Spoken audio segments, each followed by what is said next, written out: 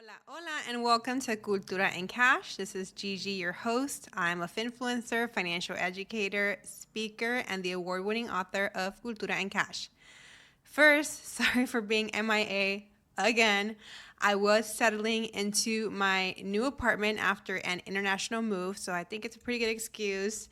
It has been 3 months since we relocated to Spain, and today I'll be answering the most common question I get since I've moved, which is, how is Spain treating you? How are you liking Spain? But first, some quick housekeeping regarding author stops. First, I want to thank everybody who came out to Austin in May. That was my 18th book tour stop. I love meeting you all. I met a mother-daughter duo who were reading the book. One was listening to the book, one was reading it and taking notes. I met someone who is in the process of moving to Spain themselves to teach English abroad, which I'm like, you go girl. Like, that's so cool. And I also got to spend some quality time with my girl Violeta from at Latinx Estrangement. Please follow her if you don't follow her already. She is my girl. And we went to the movies. We went to go rewatch Sinners and have some good barbecue. It was a really good time. Phoenix. I will be in town in September, so please mark your calendars. I am hosting an author stop on September 11th in the evening. We are still working out the venue, but the time will likely be between 6 to 8 p.m. So stay tuned for that. The best way to stay on top of that is by subscribing to my newsletter. So you can go to the link in my bio on any of my socials, whether it's LinkedIn, Instagram, or TikTok, to subscribe to my newsletter there. And then Philly, there was a possible Philadelphia stop. I did put out some feelers to see if, there's an audience readership for me in Philadelphia. And I didn't get much in return. And one thing that the Florida flop taught me is to not force it. So, especially because, I don't make money at these author stops. I very much do these to pour into the community, of course, to get out the word on the book. But financially, I don't make any money. So I have to pay for an extra hotel night myself, extra food for the day because I'm, traveling. Maybe an extra rental car day, things like that. So it just doesn't make sense for Philadelphia. If somebody here listens to this and they're in Philadelphia, they're like, wait, what? There's a possibility of you coming? And I have connections. Please feel free to reach out. But otherwise, we are skipping Philadelphia for the moment. And lastly, Milwaukee. I am in talks with a potential speaking client. So it looks like I will be there at the end of October. If you are in the area and would be interested in attending, please DM me on Instagram so I can get a good temperature check again to see if it makes sense for me to extend my stay in Milwaukee to add an author stop. Next topic of our housekeeping is for Hispanic Heritage Month. We are less than 2 months, like a month and a half from Hispanic Heritage Month, and I do still have some slots available for speaking in person or virtually. Check all things out on my website, thefirstgenmentor.com. I'm especially looking to work with companies that are looking to host virtual events, either in the morning or for a lunch and learn or early afternoon. If you are interested in having me as a speaker to speak on all things financial literacy, the teachings of Cultura Cash, personal branding, being a first-gen professional in corporate spaces, DM me or go to my website to submit an inquiry. And again, that's thefirstgenmentor.com. And then last update on housekeeping. This one will be a longer one than the other one. It's an update on the Spanish translation. I get lots of questions all the time. Gigi, when are we getting the Spanish version of this book? We need it. The community needs it, especially when I do in-person author stops. I get a lot of that question. I even got this DM on Instagram a few days ago. I'll read it to you. It says, can you please, and please is in caps, can you please make a Spanish edition? My sister-in-law is Spanish speaking and is moving from Dominican Republic to New York next year and really wants to establish financial independence. She has a lot of family here already, but she is so interested in this book. which I am honored. I am honored that she sees this book as a resource, but it's also frustrating to hear, right, that I can't serve her better because that Spanish version is not out yet. So, reminder for anybody who is new here or who doesn't know, I covered the cost of publishing Cultura en Cash, which means I need to cover the cost of publishing a Spanish translation of the book. That would cost around $25,000, so I need to raise funding to do that. If you're part of my newsletter, you already heard this, all the different avenues that I've tried to explore to get those $25,000 so that I can have the Spanish version out. I've looked into applying for grants, but ever since Trumpty Dumpty got into office, grants just aren't what they used to be. I've also had a call with the philanthropist in California who was interested in sponsoring the project, but we haven't heard back. I also had a small campaign with my email community about selling ad space to potential sponsors. Didn't get much response there. Other options that I have are running a Kickstarter to crowdfund or selling the rights to a Spanish publisher. And honestly, those two options are last resorts for me. I know I've gotten several suggestions of, oh, just do a Kickstarter, girl, you'll totally raise the money. And I know I will, but I also know it's a lot of work to run a successful Kickstarter campaign. I know I have what it takes, but at this point, when I'm looking for softness in my life after so many years of grinding, I just don't know that I'm up for the task, especially without exhausting all other avenues first. So that is why that is not something I'm trying to do right now. I might do it later, but still exploring other avenues. And then selling the rights to a Spanish publisher, I already know they're going to lowball me.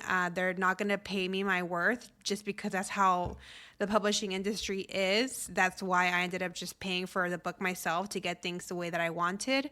So I don't know. I have to evaluate that option. And to be honest, I just kind of started that conversation with my hybrid publisher, Greenleaf. So we'll see if they can get the interest of a Spanish publisher and if it makes sense for me to sell the rights and have somebody publish the book for me. Again, if they're going to want to change any of my language, any of the creative, I'm not going to be okay with that. So that's why, again, it's something that I have to look into. So again, I want to avoid those two last resorts. So instead, I am going to pitch myself to my girl, Eva. As you all know, Eva Longoria endorsed my book, Cultura en Cash.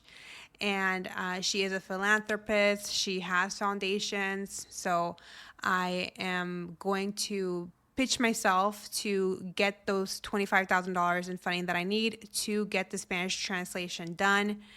I already sent this to my newsletter. I'm asking for selfies for Eva because it would be great to be able to put together a pitch video of me explaining why the book is necessary and how it will continue to impact the people, the community, and the impact that the English version has already had in our community.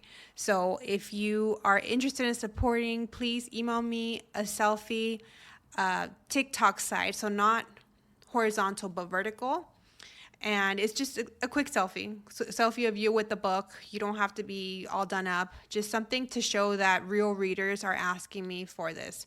It would be really helpful as I am looking to make that pitch at the end of August. So you can email me that at hi@thefirstgenmentor.com. Just a quick selfie. It would really help. Now, back to today's topic. How is Spain treating me? Short answer, good. Good. Really good. It's been 3 months.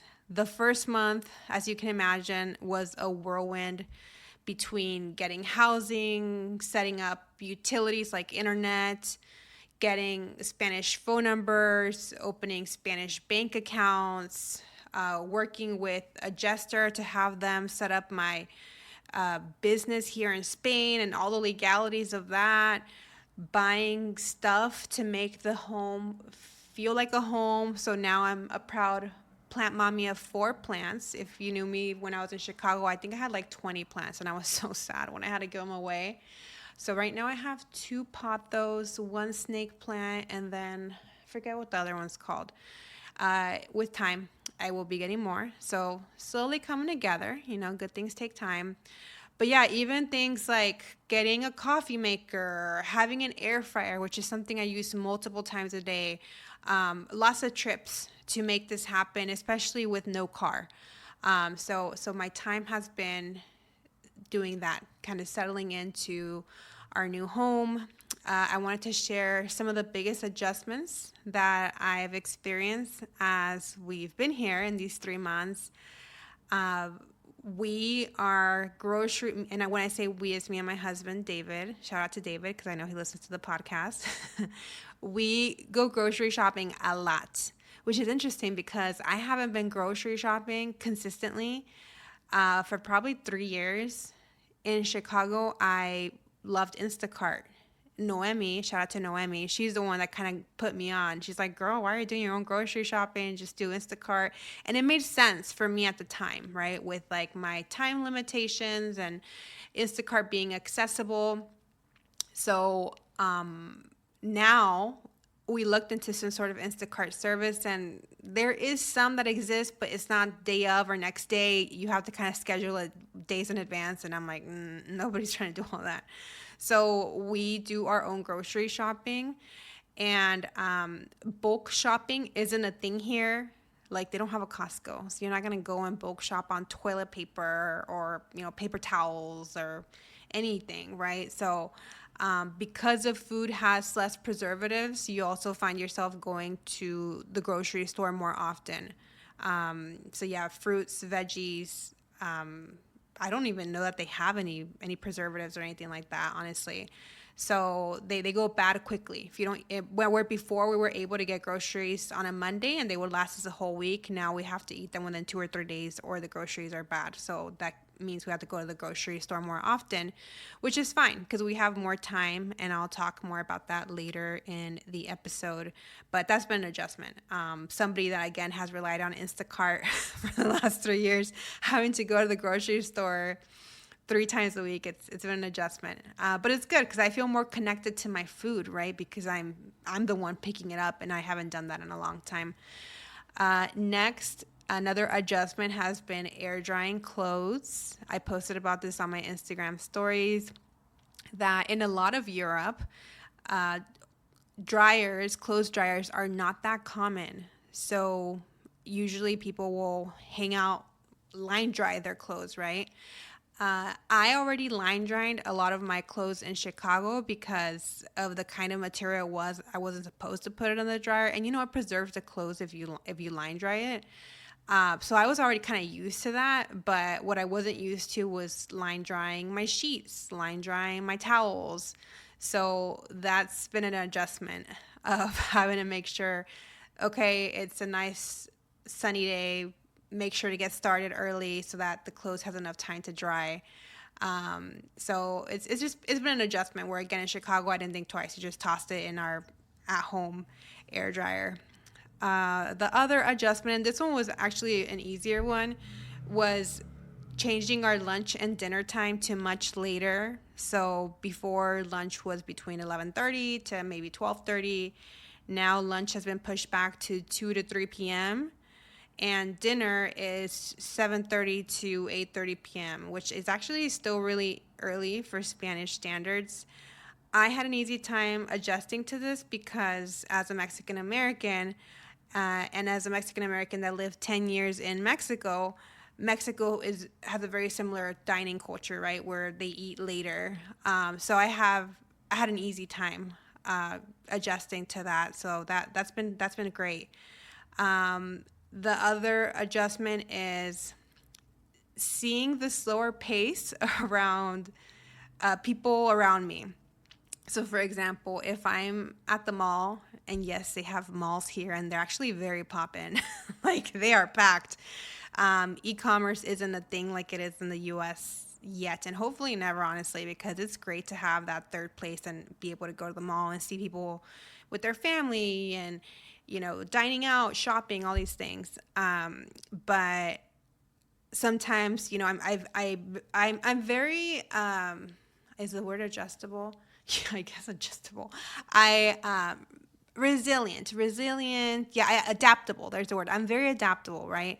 So when I was in Chicago, I adapted to the fast pace of the big city pretty fast. So again, fast pace walk in, everything fast, everything fast. And I'm coming here and I'm so used to power walking wherever I'm going. And I just see, the Spanish just taking their sweet time, comiendo moscas, as my mom would say, just as they walk around. And sometimes I get frustrated, like, oh, hurry up. But then I'm like, no, that's not how things are done here. Here, people walk slow, people take their time. You're bringing like this American ideal here, and that is not the vibe. So I have to check myself. So that's been an adjustment. Let me see. Some things I love, to kind of pivot a little. Things I love about living in Spain. I love that there is no tipping culture. And I say that as a former waitress who made a great living all through college as a waitress on tips. But I mean, tipping culture in the U.S. is just gone out of control. Like turning back the iPad and always going to ask you a question, like for like the stupid things. Like obviously there's some things that I do think deserve tips. Like, I don't know, like your barista or your hair person, things like that. But it's just way out of control. So here, I think I've only tipped a handful of times, and it's just like a couple euros, like 2 or 3 euros. So that's nice, because that's definitely a money saver to not have that expectation to tip here. Other thing I love is that we can afford a housekeeper here because the cost of living is so much cheaper. So it's something I always wanted in Chicago. It just felt a little out of reach. And here it's very accessible. So it's nice. Her name's Samili. She's great. And she does a deep cleaning once a month. So that's nice because we get our time back and can just relax.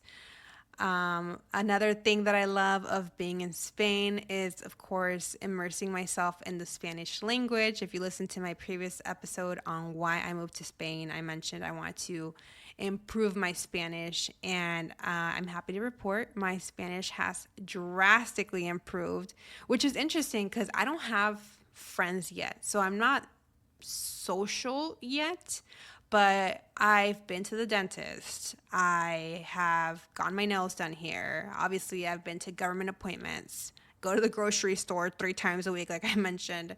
I go to the gym. So I am up and about, but it's mostly in transactional situations.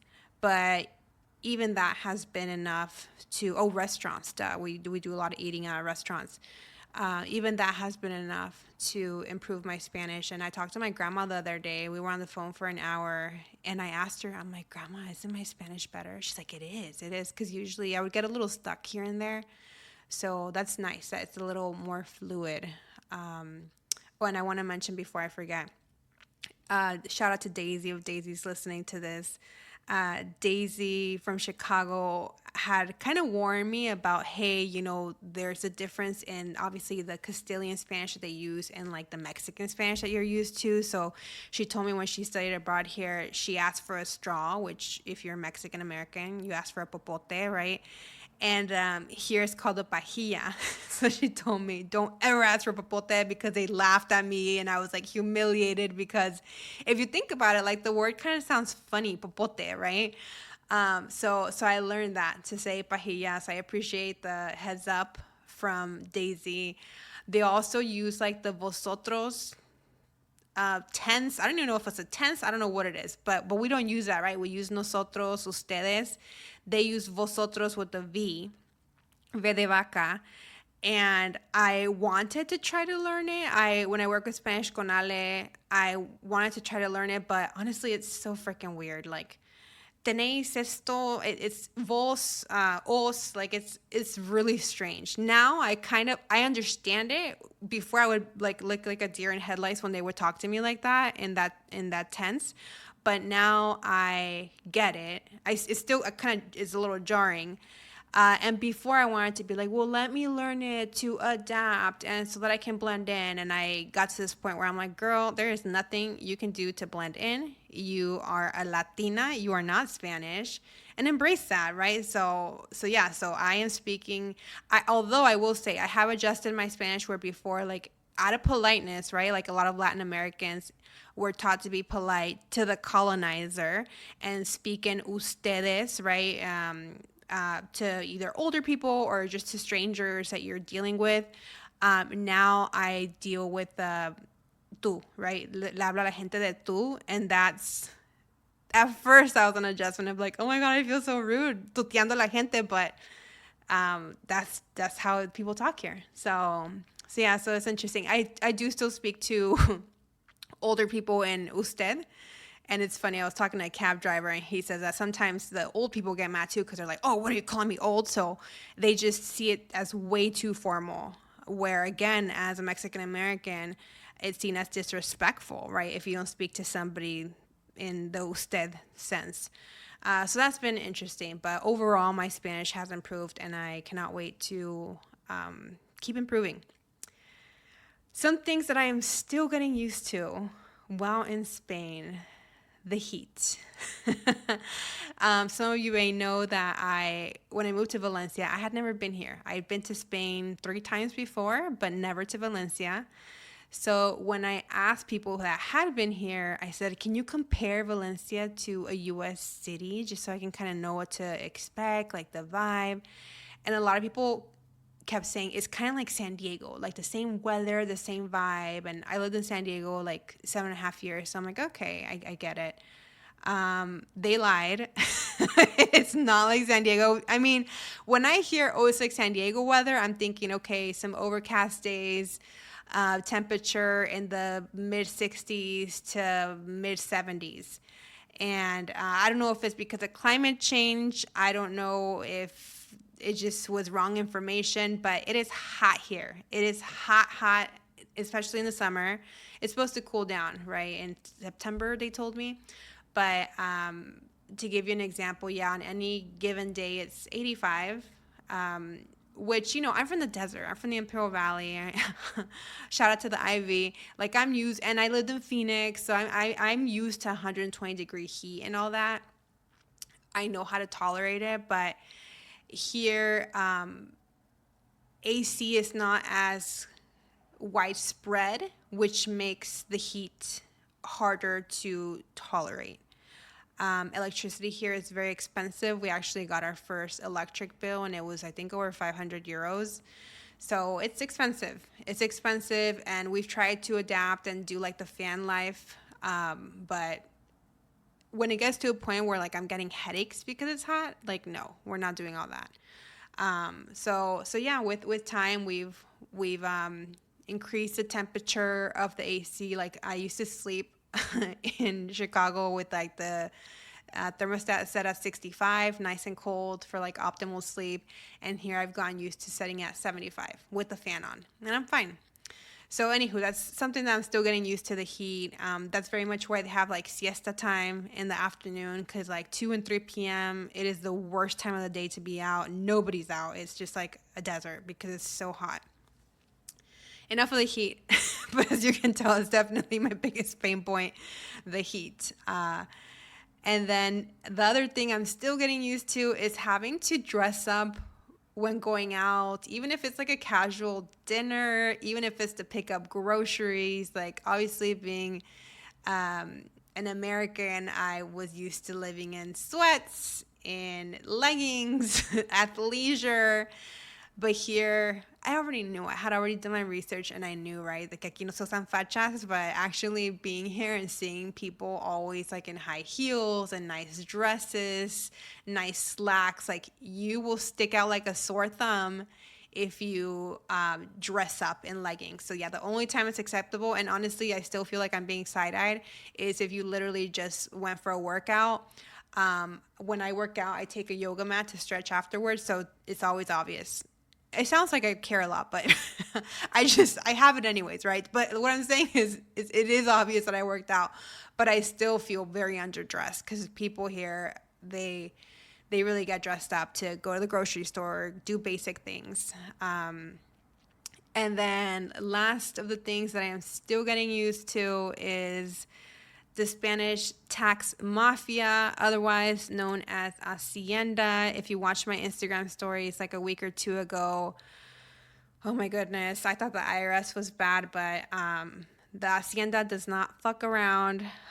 They want their taxes when they want their taxes. And for some context for people that don't run a business, in the US, when you open a business, the US IRS is very flexible the first year as you're kind of getting used to like the system and being a business owner. So there's a lot of flexibility on when you pay your taxes. After that first year, then you're expected to pay quarterly taxes and that sort of thing. Here, I was expecting I would also be given some grace, given that I'm a new immigrant to the country, but nope. The Hacienda was knocking on my door, figuratively, right?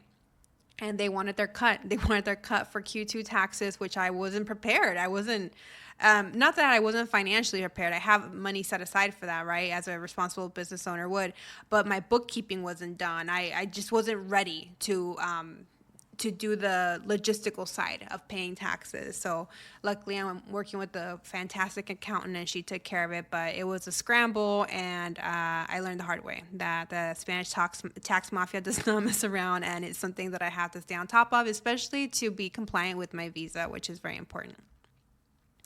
All right, next I want to share a little bit about things I'm surprised by or I wasn't expecting. And this is just interesting for me to share because I'm very type A. I over research things. I read books about moving to Spain, listened to so many podcasts about people's culture shocks and all these things. But these are still things that caught me off guard as I've navigated my new life in Spain. I knew the customer service was going to be bad, but I was surprised at where the customer service was bad at. So, for example, banks, I had to pay a fee the other day for my visa. I went to 6 different banks. They're like, do you have a bank account with us? I'm like, no. And they're like, okay, then we can't help you. Instead of like, oh, let's open up a bank account, they weren't trying to sell me on a bank account. And then one of the times I'm like, okay, well, can I sign up for a bank account? And she's like, no, you need an appointment. So it's just a different world. And obviously you just roll with the punches, right? You can't be like an entitled American and what do you mean? You just kind of go with it. And you know it's something that's going to take time. But for me, it's just really been a culture shock where I'm used to, brick and mortar banks wanting to get you to sign up for a credit card or this account and that account. And it's very different here. The same for nail salons. I'm so used to good service at nail salons and being able to walk in. And again, being upsold and getting massages. And that is not a thing here. I've gone one pedicure and I actually need to go back because time, but it was not a nice experience. It was not a relaxing experience. It very much felt like a chore, but gotta get my pedicure done. So that's been something that I wasn't expecting. I'm like, okay, all right, I guess maybe I need to find a better salon, but I think that's kind of how it is in most places here. The bureaucracy. I had heard a lot about bureaucracy and how it's annoying to navigate, and I just knew that until I experienced that myself, I wouldn't really know what to expect. Now I know what that's like. So it's just the Spanish government is not efficient. Like you need an appointment to make an appointment. And then you need this form, but to get this form, you need that form, but you needed the other form first. It's just like the chicken and the egg, and it's very frustrating to navigate. Again, it is what it is. You just kind of have to go with it. I feel very lucky and very privileged to have the ability to hire help. So we're working with a relocation specialist to help us navigate the bureaucracy. And what that means is they help us with the appointments. They tell us exactly all the paperwork that we need. Because if you go to any of these government appointments and you're missing a form or you are providing, you didn't come with a copy and you brought the original and you expect them to make copies, like they will send you home. It's happened to me before. So it's really a time saver. It costs money, obviously, to work with a relocation specialist, but it's good because it saves you a lot of time. Another thing I'm surprised or wasn't expecting, although I did say in my past episode that Trump was not the primary reason I was leaving the U.S., obviously it played a factor. And with that, I thought that by being physically away from the U.S., I would be disconnected from all of Trump's antics and BS. Obviously, I knew it would still be in my on my feed, right, as I'm scrolling. I did not think that all the bad news would still affect me to the degree that they have, with the ICE raids, ICE kidnappings, everything, right? All the attacks on our community. I've had bad days, like I'm sure a lot of you have, especially being physically in the US, right? With the news cycle. And that kind of, it catches me off guard, right? Because I tell myself, you're safe, Giovanna. You yourself are physically safe, but I know that my community and people that I love aren't. So that's the part where like the anxiety kicks in, and I'm not just able to disconnect. So that's been an interesting thing to kind of observe. Another thing that caught me off guard is I knew that to get a driver's license here, I would have to take a driving test, a physical one, and also a written exam, because you can't just swap your US driver's license for a Spanish one. What I did not know is that I'd have to study 3,000 question bank to be able to successfully pass. So needless to say, it has not been my priority to study for this. It's something I'm going to have to do eventually if I want to be able to legally drive here. Luckily, in our neighborhood, which is right by the City of Arts and Sciences, it's a very walkable neighborhood. So if we've needed the car very few times. But yeah, if we want to do more traveling around Spain, we'll have to be able to drive, and that'll be a big endeavor at some point. Future Giovanna can worry about that. And then lastly, to close up this section about things that I'm surprised by or wasn't expecting, I recently found out that I am not able to travel outside of Spain very much for the next 2 years. Basically, I can't spend more than 90 days outside of Spain if I want to be in good standing within 2 years and apply for citizenship, which that's my long-term goal, to apply for the fast track of Spanish citizenship as a Mexican passport holder. I thought I was going to be trekking all over Europe, discovering new places. I'm a big Game of Thrones fan. I'm like, oh my God, I'm going to go to Croatia. I'm going to go to Ireland, see all the places where they shot. And that's not happening because as it is, I counted my time because I went to Austin, then I was in Italy, and I thought time in the EU wouldn't, in other Schengen zone, I don't know if I always mess that up, but I thought that being in other EU countries would be fine, but it's very strict to like, you cannot spend more than 90 days outside of Spain. So even my 1 week in Italy counts. So basically I've used 3 weeks or something, and it's supposed to be 6 weeks per year. Yeah, 6 weeks per year. So I have to be very, very mindful of my travel, which again, I wasn't expecting, and it was a shock when I found out. Obviously, this is a first world problem. Oh, poo-hoo, you poor thing, you're not going to be able to travel. But it's okay. Spain is a beautiful country. It's a big enough country that there's a lot to see and do that I still haven't been to. I haven't been to Granada. I haven't been to Malaga. I haven't been to Barcelona in years. So there's still a lot to see. So I'm excited to explore more of Spain. But again, that really caught me off guard that I'm going to have to restrict my travel time to work to earn an income. All right, and the next thing I wanted to share is things I'm looking forward to now that I'm in Spain. I am looking forward to receiving my Spanish residency card.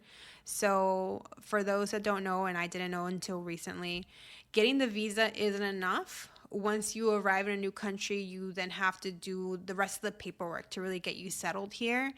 And in Spain, that's receiving the residency card, excuse me. I am going to make progress towards that. In August, I have an appointment, and hopefully I get it in September, but fingers crossed. So that'll be good once I have that in my hands. And then I'm also excited about building community here. I've gotten a lot of questions about, have you made friends yet? And I haven't, because I've been busy getting settled in and dealing with actually my 2024 taxes, which are still not done, and all the adjustments that I'm doing with my new life here. But I'm excited that once things get a little more settled, to be able to do meetup groups and to meet with friends of friends, right? And be able to feel like I have a community here. And I'm also excited about exploring the city. We have very much stayed in this little bubble of the City of Arts and Sciences. So we haven't spent too much time in the city center or the beach or really anywhere else within Valencia. But there will be plenty of time for that. So it is something I'm looking forward to. And lastly, I want to close this episode with what a day in the life looks like now that I am here in Spain. I typically wake up around 10 or 11 a.m., which puts us at about 3 a.m. in Chicago, right? So it's nice because I am a night owl. I am not a morning person, so getting to sleep in is great for me and my lifestyle. In Chicago, I would argue I still slept in. I would sleep until 8:30 or 9, but 10 or 11 just gives me that extra hour or two to really feel rested and recharged and to take on the day. So again, wake up around 10 or 11. I make breakfast. I don't feel rushed when I make the breakfast because, again, I know that U.S. time it's 3 in the morning, 4 in the morning, people are sleeping. So take my time making breakfast. Then I walk to the gym. My gym's a 5 to 10 minute walk away. After getting my workout in, I might pop into the grocery store to pick up some things for the week. Then I walk back home, shower, make lunch. The biggest thing of all this is, again, I'm not feeling rushed to do any of this. So I probably have lunch around 2:30, and then I will start my work day between like 3 or 4, which is like, I don't know, 8 a.m. or something in Chicago time. And for me, this works. Honestly, sometimes I do a little admin work before I do lunch because I work best after 1. Like, that's when my brain is fully awake. But because I prioritize my health and going to the gym and grocery shopping, I'm not able to get a lot of that stuff done until later. So, I start work, let's say, around 3.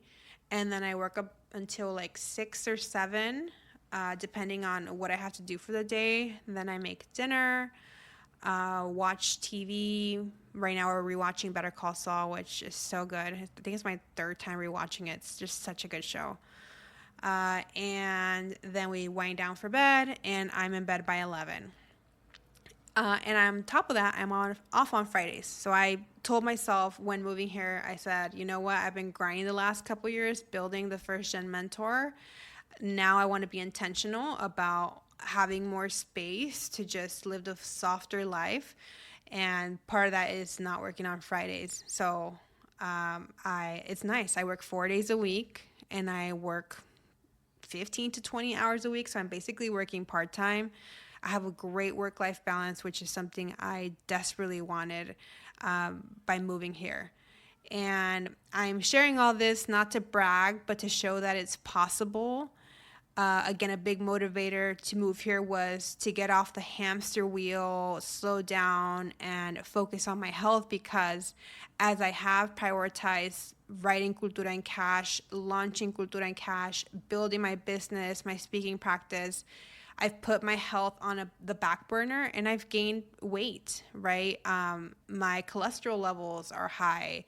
My triglyceride levels are high. These are all things that I know will affect me in the long term. So I want to really get my health straightened out, because health is wealth, right? If you don't have your health, you don't have nothing. So I'm really glad that I'm able to give that to myself now for my future self, right? And knowing that I'm aging the healthiest that I can. So yeah, again, prioritizing my health looks like regularly hitting the gym, doing strength training and cardio, cooking my own nutritious meals at home, and taking my time doing it, not feeling rushed, because again, I have the time. And the reason I share this is because none of this would have been possible if I hadn't learned financial literacy, come up with the financial plan for myself, and stuck to it. back in 2019. This didn't happen overnight. Good things take time. So I hope that you all feel inspired to continue learning about financial literacy, creating a plan on how to reach your goals, whether that's buying a house, whether that's paying off your parents' mortgage, retiring your parents, moving abroad like me, whatever that goal is. Create a plan, stick to it, and get the help you need when you start feeling like you're losing motivation. That's it for today. Thanks for listening. If you enjoyed this episode, please share on Instagram stories and tag me so I know people are actually listening to this. My handle on Instagram is at Gigi the First Gen Mentor, and I'll make sure to show you some love. If you have any questions or any requests about future topics that you'd like me to answer on the pod, my emails are open at hi@thefirstgenmentor.com. And here is where I usually say hasta la próxima, see you next Money Monday. But let's be real, Money Monday is not working for me. It's not working because it typically requires me to record on the weekend. And again, part of me honoring the slowness is not working on the weekend. I've done plenty of that in Chicago and Phoenix. So now I'm enforcing that boundary with myself, and I am going to shoot for releasing episodes either on Wednesday or Thursday. I think is much more feasible, and I will try to get into a weekly cadence so that you can get regular podcasts from me because there's a lot to discuss. So just bear with me until I get there. Thanks so much for listening.